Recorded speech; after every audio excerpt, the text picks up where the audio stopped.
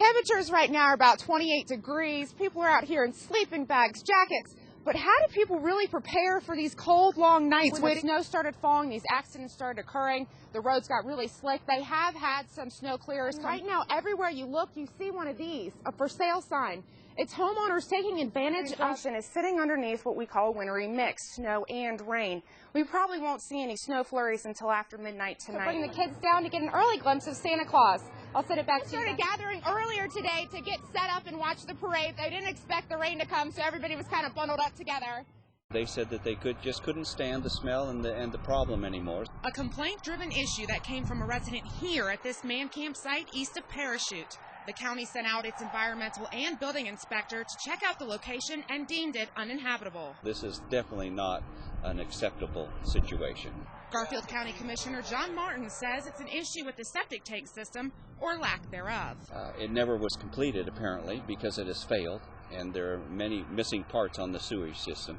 The sewage started coming up here, traveled across the road, which the men had to drive through every single day.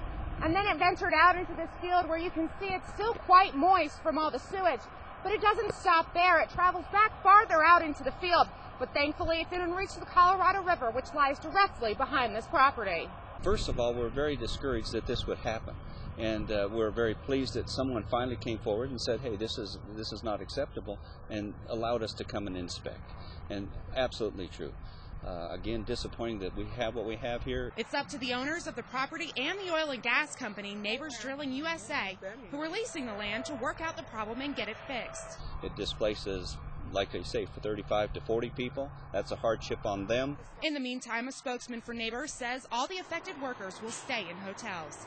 In Garfield County, Lindsay Housaman, KKCO 11 News. 1 dunk, 2 dunk, 3 dunk, 4.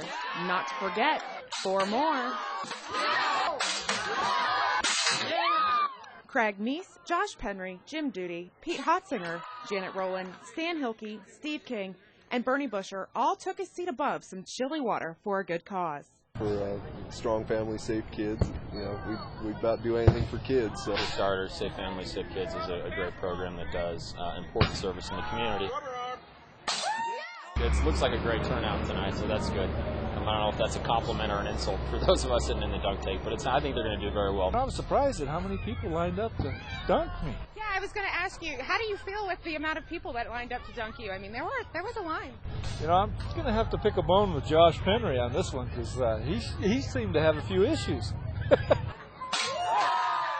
And it was Mayor Duty who seemed to get the most time in the water. Pushed the bullseye. Said, goodbye, Mr. Mayor. It was good. Come on, bring it. The public seemed to enjoy this fundraising event, and it just made it more fun to be elected officials in the community. Get to humble themselves, you know, in front of the people that they serve, and it's always a good thing to do that. And that they did while having a lot of fun at it. On the courthouse lawn, Lindsay Housaman, KKCO 11 News. Gangs. It starts out as having a new group of friends, and then before long, it turns criminal. For this man's safety, we are not showing his face, and his voice has been distorted, because he is a former gang member. From looking back, I feel like an idiot. You know, it's just like, why would we do that in the first place? A past association of his he is not proud of. This man is speaking out now because he wants parents to know that gangs exist.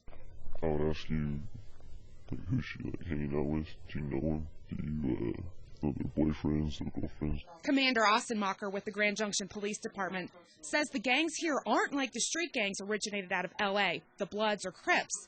They are locally grown. However, with the types of crimes they're committing, they are beginning to resemble more threatening groups. Innocent people are being victimized and being shot or being brutally beaten up here recently on some of these.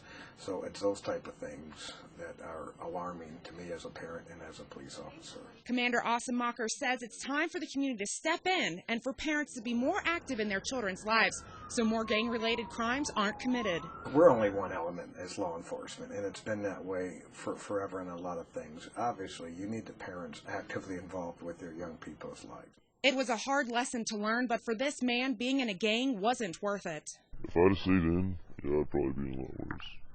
A growing problem, but what or who's to blame? Some say media, Hollywood, or books, making the gang life seem exciting, seem easy.